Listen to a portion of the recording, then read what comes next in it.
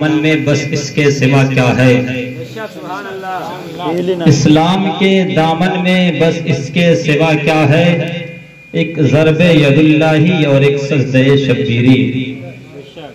اور کسی شاعر نے کیا خوب کہا ہے، ناؤ طوفان کے دھاروں کو بنایا ہم نے، ناؤ طوفان کے دھاروں کو بنایا ہم نے، بسترا آگ کے شعلوں پہ بچھایا ہم نے۔ جان تو دی مگر ایمان کو جانے نہ دیا، عظمت دین نبی پہ سر اپنا کٹایا ہم نے۔ آئیے سب سے پہلے ہم اور آپ مل کر اپنے آقا انعامدار مدنی تاجدار ہم غریبوں کے غم گسار نائب پروردگار حضور احمد مصطفیٰ محمد مصطفیٰ صلی اللہ علیہ وسلم کی بارگاہ بے کس پناہ درود پاک کا نذرانہ عقیدت پیش کریں۔ بڑی آواز بلند، اللہم صلی علی سیدنا مولانا محمد بارک وسلم، صلاۃ والسلام علیک یا رسول اللہ صلی اللہ تعالی علیہ وسلم۔ حضرات، مجھ سے پیشتر آپ نے 2 تقریریں سماعت کی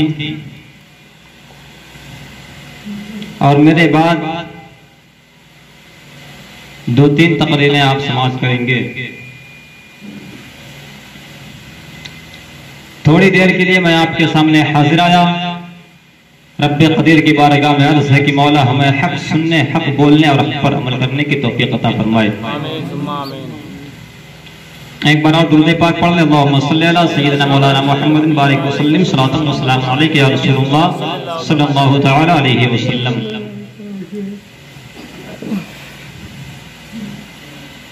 حضرات، اگر آپ انسانی تاریخ کا مطالعہ کریں تو آپ کو پتہ چلے گا کہ آج دنیا کے عجائب خانے میں کیا کیا نہ ہوا۔ ماتم کی کتنی مجلسیں برپا ہوئی، کہیں تلواریں برس رہی ہیں تو کہیں نیزوں کی بارشیں ہو رہی ہیں، کہیں لوگوں کو آگ کے انگاروں پر لٹایا جا رہا ہے تو کہیں انسانی جسموں پر گھوڑے دوڑائے جا رہے ہیں۔ لیکن آئیے دیکھیں کہ دنیا کا جو دستور اور ماحول ہے، سب سے بڑی جنگ کا، سب سے بڑی قربانی کا، اگر آپ تاریخ انسانی کا مطالعہ کریں اور دنیا کی تمام ہونے والے جنگوں کا اور ان میں مارے گئے لوگوں کا تجزیہ کریں تو آپ کو پتہ چلے گا کہ اگر دنیا کی ساری لڑائیوں میں سب سے بڑا معرکہ، سب سے بڑی جنگ وہی ہوتی ہے جو زیادہ لوگوں کے زبان پر عام ہو۔ دنیا کا سب سے بڑا معرکہ وہی ہوتا ہے جسے دنیا کے لوگ زیادہ زبانوں اور سے یاد کریں۔ حضرات، آج دنیا میں نہ جانے کتنی موتیں ہوتی ہیں اور ان کی موتوں پر بہت سے رونے والے ہوتے ہیں۔ کسی کی موت پر کوئی برسوں روتا ہے، کسی کی موت پر کوئی سالوں روتا رہتا ہے، مگر کوئی تابِ فراق نہیں لاتا ہے۔ کوئی شخص آگ میں کود کر کے اپنی زندگی گما دیتا ہے، کوئی بیوہ بے کسانہ حسرت بھر کر کے زندگی گزار دیتی ہے، کوئی شخص یتیم ولاچاری میں رنجیدہ اور افسردگی کے ساتھ اپنا پورا دن گزار دیتا ہے۔ کسی کی موت پر بازاریں بند ہوتی ہیں تو کسی کی موت پر ہڑتالیں کی جاتی ہے۔ لیکن آؤ دیکھو کہ کون سا ایسا شخص ہے جس کی موت پر پوری دنیا، پورا ملک، پورا صوبہ اور صوبے کے تمام لوگ اور اس لوگوں کے دلوں میں، ان لوگوں کے جسم میں جو دل دھڑکتا ہے، ان کا دل کس شخص کے بارے میں افسردہ پسمردہ نظر آتا ہے۔ اگر آپ تاریخ کا مطالعہ کریں گے تو آپ کو پتہ چلے گا کہ آج دنیا میں کربلا واحد ایسی جنگ ہے کہ جس کا ذکر پوری دنیا میں ہوتا ہے اور جس کے ذکر کے لیے لوگوں کے دلوں میں آج بھی وہ دل دھڑکتا ہوا نظر آتا ہے۔ حضرات، زمین کربلا پر مصطفیٰ کے لاڈلے علی کے نواسے اور فاطمہ کے نونہالوں نے خونی حرفوں سے ایسی دردناک داستان لکھی ہے کہ اہل ایمان ان نقوش کو کبھی فراموش نہیں کر سکتے ہیں، ان نقوش کو کبھی اپنے دلوں سے نکال نہیں سکتے ہیں۔ 1400 سال سے لے کر کے آج تک نہ جانے کتنی بارشیں ہوئی، مگر وہ خونی داغ ابھی تک نہیں دھلے ہیں۔ آج بھی اہل ایمان کے دلوں میں ان کی محبت تازہ ہے، اور ان کو قتل کرنے والے قاتل دنیا سے نیست و نابود ہو گئے ہیں، اور غرور و گھمنڈ اور بادشاہت و سلطنت کے نشے میں چور لوگ ان کو قتل کرنے کے لیے گئے تھے، آج دنیا ان کو بھلا چکی ہے۔ آج دنیا میں ان کا کوئی نام و نشان نہیں ہے، صرف تاریخ کے صفحات پر ان کا نام نظر آتا ہے۔ لوگوں کے دلوں میں اگر کسی شخص کا نام آتا ہے تو صرف نام حسین ہوتا ہے۔ حضرات، آج کون ایسا بے رحم ہے کہ جس کے دل میں حسین کی یاد نہ ہو؟ کون سا ایسا بے غیرت انسان ہے کہ جس کا دل حسین کی یاد میں دھڑکتا نہ ہو؟ اے آسمان سن، اگر تو نے حسین کی یاد کو بھلا دیا ہے تو جاگ۔ اے زمین، اگر تو نے کربلا میں تپتے ہوئے صحرا میں ان 72 جانثاروں کو بھلا دیا ہے تو تم سمجھو۔ اے نیلگو آسمان کے ستاروں، اگر تم نے ان شہیدان محبت کے قافلہ والوں کو بھلا دیا ہے تو تم جانو۔ اے آسمانی دنیا پر رقص اور گردش کرتے ہوئے آفتاب و مہتاب، اگر تمہارے دلوں میں حسین کی یاد نہیں ہے تو تم سمجھو۔ لیکن جن کو دلوں میں حسین کی یاد ہے، جن کے دل میں عشق مصطفیٰ ہے، جن کے دل میں خدا کی ذکر ہے، جن کے جو لوگ اب 5 وقت نمازوں میں اپنے پیشانی کو بارگاہ الہی میں جھکاتے ہیں، جن کے دلوں میں اللہ کے رسول صلی اللہ علیہ وسلم کا خزینہ مدینہ بنا ہوا ہے، جو اللہ کے رسول صلی اللہ علیہ وسلم سے محبت کرتے ہیں، آج بھی وہ حسین کو یاد کرتے ہیں اور کل بھی انشاءاللہ حسین کو یاد کرتے رہتے ہیں۔ سبحان اللہ، سبحان اللہ۔ حضرات، مگر بڑے تعجب کی بات ہے، اسی قرۂ ارض پر، اسی نیلگو آسمان کے شامیانے کے نیچے نام نہاد مسلمانوں کا ایک گروہ ایسا بھی آباد ہے، ایک جماعت ایسی بھی بستی ہے جو حسین کی شہادت عظمیٰ کو ناقص قرار دے رہی ہے، جو حسین کی عظمتوں کے خلاف ناپاک زبان سے ناپاک نعرے بلند کر رہی ہے، جو حسین کی شہادت کے رنگ کو دبانا چاہتی ہے، اور معاذ اللہ یزید کی محبت میں آ کر کے یزید کو ولی اللہ اور امیر المومنین ثابت کرنے کی بے جا کوششیں کر رہی ہے۔ دوستوں، میں یزید کے حواریوں سے اتنا کہنا چاہوں گا کہ تمہاری یہ تان و تشریح اور سب و ستم کے تیر قیامت تک ہمارے آقا حسین کی عظمت تک نہیں پہنچ سکتے ہیں۔ تم لوگ جتنی چاہیں مخالفت کر لو، شہادت حسین کے رنگ میں کوئی کمی نہیں آئے گی۔ تم لوگ جتنی زیادہ مخالفت کرتے جاؤ گے، شہادت حسین کا رنگ اتنا زیادہ نکھرتا جائے گا، خون حسین کی سرخی میں مزید حسن بڑھتا ہی جائے گا۔ اس لیے تو شاعر نے کیا خوب کہا ہے، اس راز سے واقف ہیں زمانے والے، زندہ ہیں محبت کے گھرانے والے، اور مٹ گئے مٹتے ہیں مٹ جائیں گے آدھا تیرے، شبیر تیرا نام مٹانے والے۔ حضرات، حسین کے خلاف لکھنے والے دشمنان حسین کے قلم کچھ تو لکھتے لکھتے ٹوٹ گئے ہیں اور کچھ ٹوٹ جائیں گے۔ حسین کے خلاف بولنے والی زبانیں جھوٹ کو سچ ثابت کرتے کرتے کچھ تو خاموش ہو گئی ہے اور کچھ خاموش ہو جائے گی، لیکن نبی کے نواسے، علی کے لاڈلے، فاطمہ کے لخت جگر کا نام ہمیشہ ہمارے مومنوں کے دلوں میں چمکتا اور دمکتا رہے گا۔ اسی لیے تو کسی شاعر نے کیا خوب کہا ہے کہ نہ یزید کا وہ ستم رہا، نہ وہ ظلم ابن زیاد کا، جو رہا تو نام حسین کا جسے زندہ رکھتی ہے کربلا۔ حضرات، آج دنیا کا ہر دیانتدار اور حق پرست انسان سید الشہداء امام عالی مقام کے حضور خراج عقیدت و محبت پیش کرتا ہے اور کرتا ہی رہے گا۔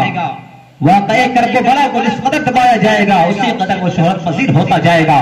دنیا امام حسین کو مانتی ہے اور مانتی رہے گی، لوگ امام حسین کو جانتے ہیں اور جانتے رہیں گے۔ حق کا انکار کیا گیا مگر حق حق ہی رہا، باطل کو انعام سے نوازا گیا مگر باطل باطل ہی رہا۔ ظلم و ستم کو عدالت کا نام دینے والے دنیا سے فنا ہو گئے مگر ظلم کو عدالت ثابت نہ کر سکے۔ عظمت حسین کا اندازہ لگانے والے دنیا سے چلے گئے مگر حسین کی عظمتوں کی تہ تک نہ پہنچ سکے۔ کون حسین؟ وہی حسین جنہیں رسول خدا کی تصویر کہا جاتا ہے، وہی حسین نے صدیق اکبر کی صداقت کا پیکر کہا جاتا ہے، باقی حسین فاروق اعظم شدہ الکفار کی پرہنا شمشیر کہا جاتا ہے، باقی حسین رحم و کرم ذوالنورین کا مظہر عدل کہا جاتا ہے، باقی حسین باطل شکنی میں ذوالفقار عدللہ کے نام سے یاد کیا جاتا ہے، باقی حسین شہید اعظم اور امام اعظم حسین شہید اعظم اور شہیدان محبت کے قافلہ کا سپہ سالار کہا جاتا ہے، باقی حسین جن علی کا جگر پارا اور فاطمہ کا دلارا کہا جاتا ہے، باقی حسین جن داش رسول کا راکب اور خاتون جنت کا لخت جگر کہا جاتا ہے، باقی حسین جن اسلام کا محافظ اور دین کا نگہبان کہا جاتا ہے، باقی حسین جن آفتاب شریعت اور قرآن کی تفسیر کہا جاتا ہے،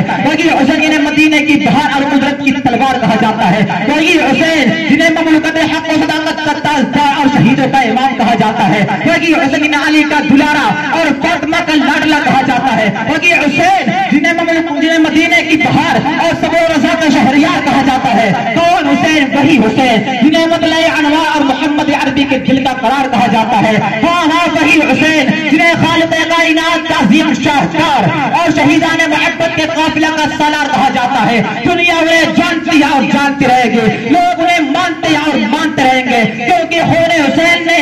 کربلا کی زمین کے خون حسین کی انوار تجلیات نے کربلا کی زمین کو جنت کا ٹکڑا بنا دیا ہے، کنکروں کو موتیوں میں تبدیل کر دیا ہے، اس لیے قلب مومن سے صدا آتی ہے اور انشاءاللہ صبح قیامت تک آتی رہے گی۔ دشت کربلا کو عرش کا زینہ بنا دیا، جنگل کو مصطفیٰ کا مدینہ بنا دیا، ہر ذرہ کو نجف کا نگینہ بنا دیا، تو نے حسین بننے کو جینا بنا دیا۔ اللہ اکبر، یا رسول اللہ، زندہ باد، زندہ باد،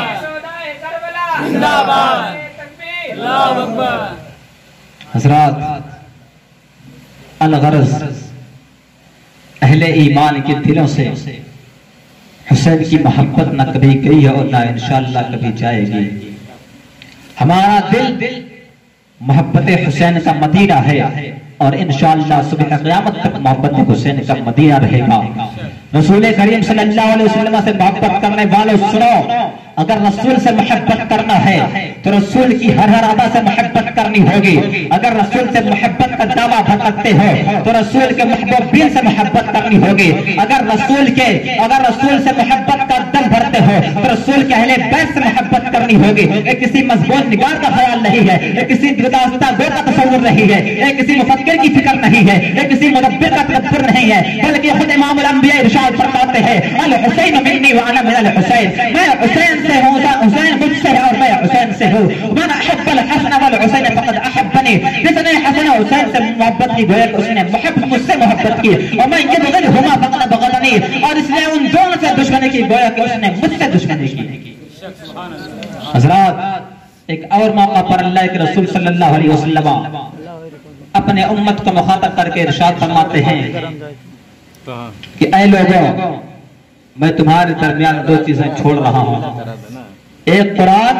اور دوسرا میرے اہل بیت، اگر تم ان دونوں کا دامن مضبوطی سے تھامے رہو گے تو کبھی گمراہ نہ ہوگے، اس لیے کہ قرآن اور اہل بیت ہمیشہ ساتھ رہیں گے اور کبھی جدا نہ ہوں گے، حتیٰ کہ حوض کوثر پر مجھ سے ملاقات کریں گے۔ دو حضرات، نبی کریم صلی اللہ علیہ وسلم کے اس فرمان عالی شان میں ایک لطیف نقطے کی نشاندہی ہوتی ہے، ایک خاص الخاص رات سے پردہ اٹھتا ہے کہ قیامت کے دن نبی کریم صلی اللہ علیہ وسلم کی پورے میدان محشر میں جلوہ گری ہوگی، مقام محمود پر آپ تشریف فرما ہوں گے، جنت کے دروازوں کو آپ کھول رہے ہوں گے، لواء الحمد خدا کی تعریف کا پرچم آپ کے ہاتھوں میں ہوگا، عرش الہی کے سامنے سجدہ آپ ہوں گے، اپنے گنہگار امت کو پلسرات سے آپ گزار رہے ہوں گے، اپنے گنہگار امت کی سفارش و شفاعت آپ فرما رہے ہوں گے، اپنے گنہگار امت کا داخلہ روکنے کے لیے مالک فرشتے دوزخ سے محو گفتگو آپ ہوں گے، اپنے گنہگار امت کے میزان عمل پر اعمال بھر کرنے کے لیے آپ موجود ہوں گے، غرض یہ کہ جگہ جگہ پر آپ کی رسائی ہوگی، چپے چپے پر آپ کی ہوگی، جہاں چاہیں گے وہاں جائیں گے، اور صحیح محضر کا کوئی بھی مقام کوئی بھی جگہ ایسی نہ ہوگی جہاں پر حضور صلی اللہ علیہ وسلم کی بے پناہ قوتوں کا ظہور نہ ہوگا، تو پھر کیا وجہ تھی، کون سی مصلحت پوشیدہ تھی، کون سا اس میں راستہ کہ آپ نے ارشاد فرمایا کہ قرآن اور میرے اہل بیت ہمیشہ ساتھ رہیں گے، حتیٰ کہ حوض کوثر پر اکٹھا ہو کر کے ہم سے ملاقات کریں گے. حضرات تو یاد رکھنا ماضی و مستقبل کی خبر دینے والے نبی, غظاہر و باطن کو بتانے والے رسول, غیب کی خبر دینے والے آقا, چھپی اور ڈھکی ہوئی چیزوں کو بتانے والے پیغمبر, مستقبل کو ان پردوں کو پہلے ہی چاک کر دینا چاہتے ہیں. کہاں ہے وہ لوگ جو علم رسول پر طرح طرح سے الزامات کرنے میں شب و روز سرگردہ رہتے ہیں؟ کہاں ہے وہ لوگ جو رسول کے علم غیب کو انکار کرتے ہوئے نظر آتے ہیں؟ کہاں گئے وہ لوگ جو رسول کے ما کان و ما یکون کا انکار کرتے ہیں؟ کہاں ہے وہ لوگ جو علم رسول اعظم صلی اللہ علیہ وسلم کے علم لدنی کا انکار کرتے ہیں؟ کہاں گئے وہ لوگ جو رسول کے علوم و فنون کو ابلیس اللعین اور ملک الموت کے علم کے مقابلے میں کم اور ناقص قرار دے رہے ہیں؟ کہاں گئے وہ لوگ جو خدا کے نائب اعظم کو پیٹ پیچھے کی خبر سے بے خبر کہنے والے؟ کہاں گئے؟ آؤ سنو, عدل و انصاف اور حق و صداقت کا دامن مضبوطی سے تھام کر کے حدیث رسول کا مطالعہ کرو, رسول کے دعوات کی تاریخ کی ورق گردانی کرو, نبی کریم صلی اللہ علیہ وسلم کے زبان مبارکہ سے نکلے ہوئے آپ دار کلمات کو بغور پڑھو تو تم سے غفلت کے پردے ہٹ جائیں گے. اگر تم نبی کریم صلی اللہ علیہ وسلم کی حکمت آفرینے کی باریک بینیوں کو دیکھو گے تو تمہاری نگاہیں مشاہدہ کریں گے کہ نبی کریم صلی اللہ علیہ وسلم جو حسین کی پیش گوئیاں پہلے ہی فرما رہے ہیں. سنا میرے آقا صلی اللہ علیہ وسلم نے اس لیے ارشاد فرمایا تھا کہ قیامت کے دن حوض کوثر قرآن اور من اہل بیت ہم سے اکٹھے ہو کر کے ملاقات کریں گے. میرے آقا جانتے تھے کہ کربلا کے میدان میں, کربلا کے لالا زار میدان میں, فسق و فجور کی تاریکیوں میں, ظلم و تشدد کے اندھیروں میں, ظالم و جابر کی حکمرانی میں, خنجر و شمشیر کے جھرمٹ میں میرے حسین کو ان کے 72 ساتھیوں کے, ان کے 72 جانساروں کے ساتھ پیاسا شہید کر دیا جائے گا. میرے حسین, میرے نبی جانتے تھے کہ میرے حسین کو کربلا میں 3 دن بھوک اور پیاس ڈھال ہو کر ان کو پیاسا شہید کر دیا جائے گا. میرے حسین کو پہلے ہی معلوم تھا کہ کربلا کے میدان میں جب کہ پیاس کی شدت سے لوگوں کی آنکھیں ابل نہیں ہوں گے, حضرت علی اکبر کا ہونٹ پیاس کی شدت سے سوکھ کر کے خشک ہو چکے ہوں گے, ننھے علی اصغر کا حلق سوکھ کر کے کاٹا ہو چکا ہوگا, پیاس کی شدت سے سکینہ کی آنکھیں ابل نہیں ہوں گے, زینب و کلثوم کو گرم گرم لو کے تھپیڑوں سے بار بار غش آ رہا ہوگا, اور نہ محبت کی روحیں پانے کے ایک ایک قطرے کو ترس رہے ہوں گے. خنجر جفا کے دھارے کے نیچے زور کی نماز تیمم ادا کرنے والے امام حسین کو عصر کی نماز ادا کرنے میں وضو کرنے کے لیے پانی کی سخت ضرورت ہوگی. ایسے حالات میں ضروری تھا کہ کربلا کے ان پیاسے شہیدوں کا استقبال سبیل کے جان کو لے کر کے ہاتھوں میں کیا جاتا. دوستو یہی تو ایک مقصد تھا, یہی تو ایک وجہ تھی کہ آقا نے ارشاد فرمایا کہ قرآن اور میرے اہل بیت اکٹھا ہو کر کے ہم سے حوض کوثر پر ملاقات کریں گے. میرے نبی کو معلوم تھا کہ میرے حسین کے سوکھے گلے پر ضد ظلم و تشدد کی تلوار چلے گی. میرے نبی کو معلوم تھا کہ میرے حسین کو ان کے 72 جانساروں کے ساتھ کربلا کے میدان میں قرآنی احکامات توڑنے والے حکومت سے پنجہ آزمائی کرنی پڑے گی. میرے نبی کو پہلے ہی معلوم تھا کہ میرا حسین ان ظالم و جابر فاسق و فاجر حکمرانوں کے ہاتھ میں اپنا مقدس ہاتھ نہیں دے گا, اپنا سر تو دے دے گا لیکن اپنا ہاتھ دینا گوارا نہیں فرمائے گا. اسی کی طرف اشارہ کرتے ہوئے کسی شاعر نے کیا خوب کہا ہے کہ سر داد نہ داد دست در دست یزید حقہ کی بنائے لا الہ استو سے. حضرات اگر آپ واقع کرب و بلا پر غور کریں تو آپ کو پتا چلے گا کہ یہ سارے ظلم و تشدد اور یہ جبر و ستم جو امام حسین پر ڈھائے گئے صرف اس لیے ڈھائے گئے کہ امام حسین رضی اللہ تعالی عنہ نے قرآنی احکامات توڑنے والے حکومت کو خلافت اللہ تسلیم کرنے سے انکار کر دیا تھا. حضرات امام حسین پر آج 10ویں محرم کو کربلا کے دن مصیبتوں کا پہاڑ ٹوٹ پڑا ہے. امام حسین رضی اللہ تعالیٰ عنہ آخری خطبہ دینے کے لیے جو اپنے خیمہ گاہ سے قدم بڑھاتے ہیں تو ظلم و تشدد کی آندھیوں میں امام حسین رضی اللہ تعالیٰ عنہ کے کانوں سے ایسی دھمکی بھری آواز اور ایسے کلمات سنائی دیتے ہیں. حضرت امام حسین رضی اللہ تعالیٰ عنہ کو چاروں طرف سے دھمکیاں دی جاتی ہیں مگر میرے حسین ان دھمکیوں کو نظر انداز کرتے ہوئے مسکراتے ہوئے آگے بڑھتے ہیں. اور جب لوگ زیدی لشکر کے سامنے آتے ہیں تو آپ ایک بڑا ہی فصیح و بلیغ اور پرزور خطبہ ارشاد فرماتے ہیں. آپ زیدی لشکروں سے کہتے ہیں کہ اے لوگوں سنو, تم مجھے پہچانو, میری حقیقت کو پہچانو, میرے موقف کی صداقت پر غور و خوض کرنے کی کوشش کرو. واللہ آج اس صفحے ہستی پر میرے سوا نبی کا کوئی بیٹا نہیں بچا ہے۔ اے یزیدیوں سنو سنو، تم میرے جسم کے اندر دوڑنے والے خون کو دیکھو کہ میرے جسم کے اندر تمہارے نبی کا خون دوڑ رہا ہے۔ اگر تم نے مجھے آج قتل کر دیا تو کل قیامت کے دن کون سا منہ لے کر کے آقا دو جہاں صلی اللہ علیہ وسلم کے سامنے جاؤ گے؟ حضرات، ابھی امام حسین رضی اللہ تعالیٰ نے خطبے کا آغاز ہی کیا تھا کہ شمر بدبخت بول پڑتا ہے کہ اے حسین، کیا تم بہت سے ڈر گئے ہو جو ہمارے سامنے اپنی حقیقت کا اظہار کر رہے ہو؟ اے حسین، کیا تم موت سے ڈر گئے ہو جو نبی کے حوالے سے اپنا تعارف کراتے ہو؟ حضرات، وہ شخص اور آگے بولتا ہے حسین، اب بھی موقع ہے، تم یزید کی اطاعت کر لو۔ اگر تم نے یزید کی بیعت کر لی تو آج بھی تمہارے لیے عیش و عشرت کی محفلیں گرم کی جائیں گی، آج بھی تمہارے لیے مسرت و شادمانی کے محلات قائم کیے جائیں گے، آج بھی تمہیں عیش و عشرت کا موقع دیا جائے گا، ورنہ موت تمہارے سامنے ہے۔ حضرات، جب امام حسین رضی اللہ تعالیٰ عنہ اس کا یہ جملہ سنتے ہیں تو جذبات میں مچل جاتے ہیں اور بول پڑتے ہیں کہ کیا موت سے ڈر، موت کی سختی کیسی، میلی ہے یہ پوشاک بدل ڈالو گا۔ حضرات، امام حسین ارشاد فرماتے ہیں کہ اے نادان سن، اگر مجھے اپنی زندگی بچانا ہوتی تو میں اپنے نوجوان علی اکبر کی زندگی بچاتا، اگر مجھے یزید کے ہاتھ پر بیعت کرنی ہوتی تو میں ننھے علی اصغر کی زندگی کو بچاتا، اگر مجھے یزید کی اطاعت منظور ہوتی تو میں اپنے 72 جانثاروں کو اس طرح بھوکا اور پیاسا شہید نہ ہونے دیتا، اگر مجھے یزید کی بیعت منظور ہوتی میں اپنے اہل و عیال کو بھوکا تڑپتا ہوا نہ دیکھ سکتا۔ حضرات، امام حسین جب آگے اور آگے بولتے چلے جاتے ہیں کہ اے نادان سن سن، کیا تو اب بھی سمجھتا ہے کہ حسین اپنا پورا خاندان اٹھانے کے باوجود، حسین محمد علیہ صلی اللہ علیہ وسلم کے پورے باغ کو کربلا کی زمین پر دفنانے کے باوجود یزید کے ہاتھ پر بیعت کر لے گا؟ نادان سن سن، اگر تو یہ خیال کر رہا ہے، اگر تو یہ گمان کر رہا ہے تو یہ تیری غلط فہمی ہے۔ حسین تو اپنا سر دے دے گا مگر یزید کے ہاتھ پر بیعت نہیں کرے گا۔ حضرات، امام حسین رضی اللہ تعالیٰ عنہ جب مقابلے کے لیے آگے بڑھتے ہیں تو کون یزیدی لشکروں میں یہ افواہ پھیلتی ہے کہ حسین صبح سے اپنے گھر والوں کو کٹتا ہوا دیکھ رہے ہیں، حسین اپنے خاندانوں کی لاشیں صبح سے اٹھا رہے ہیں، لاشیں اٹھا کر کے ان کی قیمت جھک گئی ہے، اب حسین میں لڑنے کی سکت نہیں ہے، اب حسین میں لڑنے کی ہمت نہیں ہے، اس لیے حسین ہمارے سامنے اپنا تعارف نبی کے حوالے سے کر رہے ہیں۔ حضرات، امام حسین رضی اللہ تعالیٰ عنہ میدان جنگ میں آتے ہیں اور مقابلے کی دعوت دیتے ہیں۔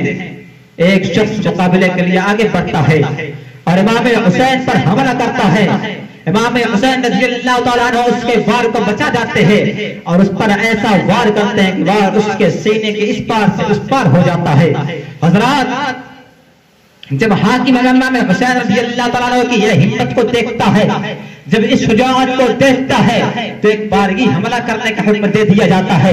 ایک بارگی امام حسین کو گھیر لینے کا حکم دیتا ہے اور کہتا ہے کہ جلد ہی امام حسین کا سر کاٹ لو تاکہ ہم ابن زاد کی بارگاہ میں اس کو جلد پیش کر سکے۔ حضرات، امام حسین کو گھیر لیا جاتا ہے، ہر طرف سے تیروں کی بارشیں ہونے لگتی ہے، نیزے ایک دوسرے سے ٹکرانے لگتے ہیں، تلواریں برسنے لگتی ہے، امام حسین رضی اللہ تعالیٰ پورے جوش و جذبے کے ساتھ لڑ رہے ہیں، شمشیریں چل رہی ہے، زمین کانپ رہی ہے، آسمان لرز رہا ہے، فضاؤں کا سینہ دھڑک رہا ہے، ادھر 22,000 کا لشکر ہے، ادھر امام حسین اکیلے ہے۔ ایک بدبخت ایسے وقت میں کہتا ہے کہ اے حسین، ادھر دیکھو فرات کا پانی چمک رہا ہے لیکن تمہیں اس میں سے کچھ پینے کو نہیں دیا جائے گا، تمہیں پیاسا شہید کر دیا جائے گا۔ حضرت امام حسین رضی اللہ تعالیٰ عنہ جب اس بدبخت کا یہ جملہ سنتے ہیں تو زبردست جدال و قتال کرتے ہوئے فرات کے کنارے پہنچ جاتے ہیں، اور لیکن پانی تو آپ کو پینا ہی نہیں تھا، اس لیے کہ جس کا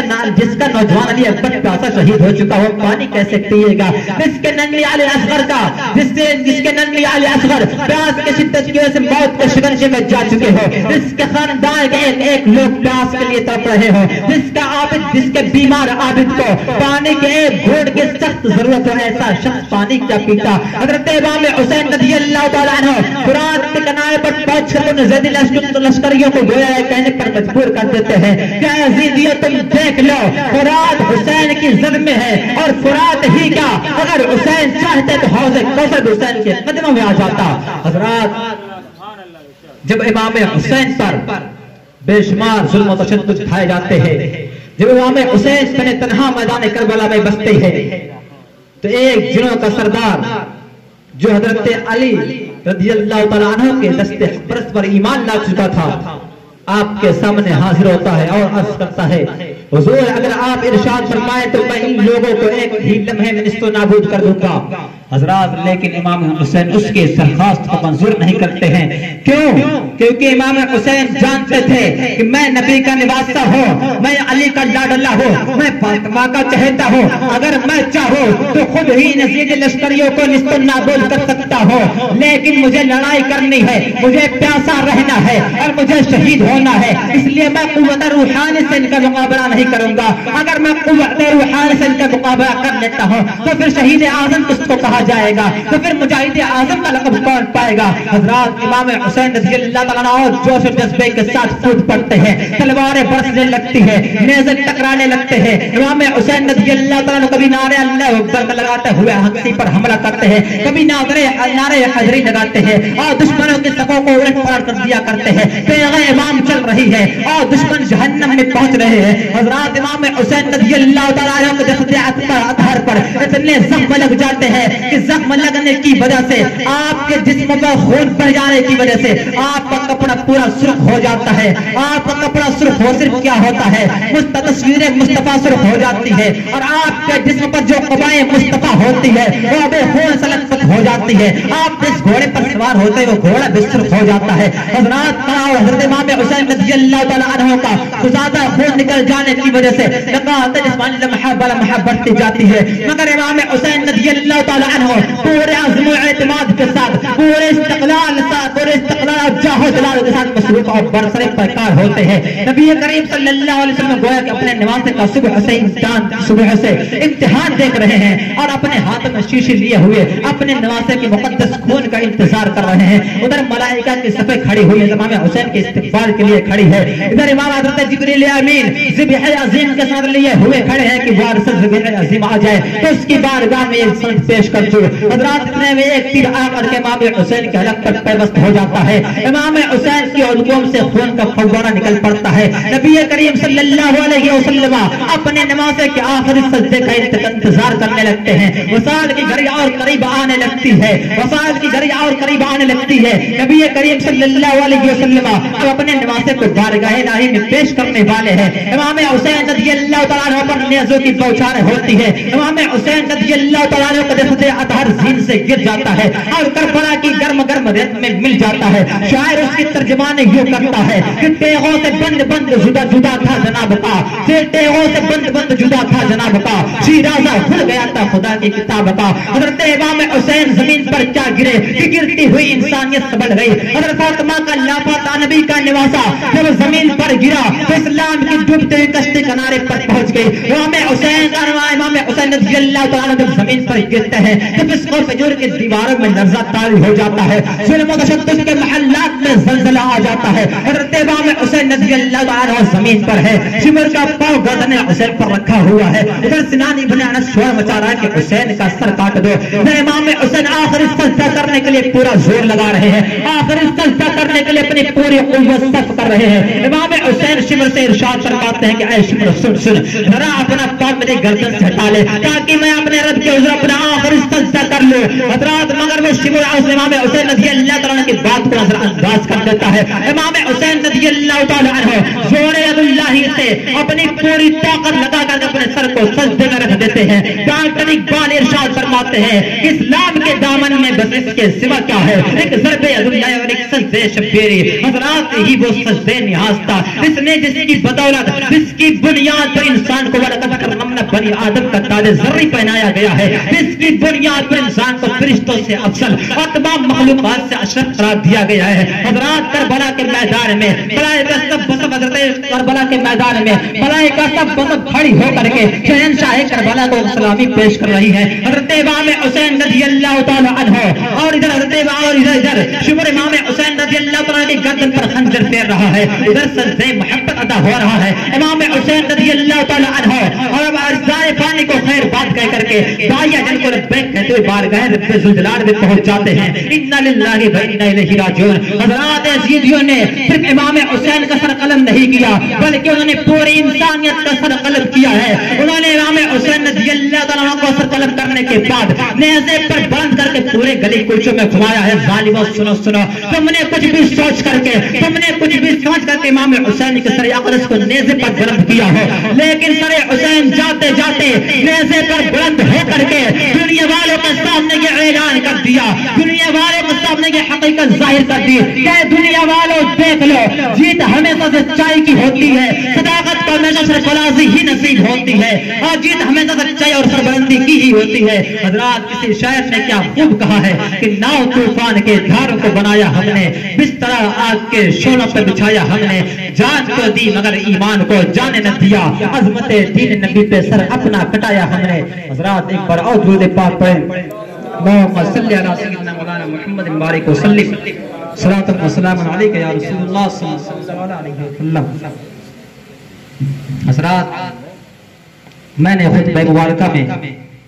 ایک حدیث مبارکہ کی بھی تلاوت کرنے کا شرف حاصل کیا تھا. حضرات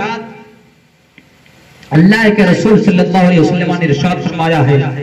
الناس علی دین ملوکہم, لوگ اپنے بادشاہوں کے دین پر ہوتے ہیں. حضرات آج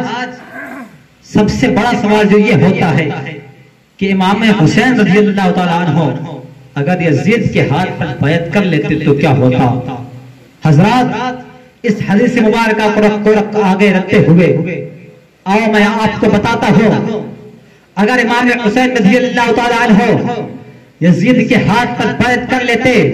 تو آج جو یزید جو ایک ظالم و جابر بادشاہ تھا, یزید جو عیاش تھا, یزید جو ظلم و زیادتی کا عادی تھا, یزید جو عیش پرستی کا شوق رکھتا تھا, یزید جو لہو و لعب میں مصروف رہا کرتا تھا, یزید جو دنیا کے خرافات میں مبتلا رہا کرتا تھا, اگر امام حسین اس کے ہاتھ پر بیعت کر لیتے تو آج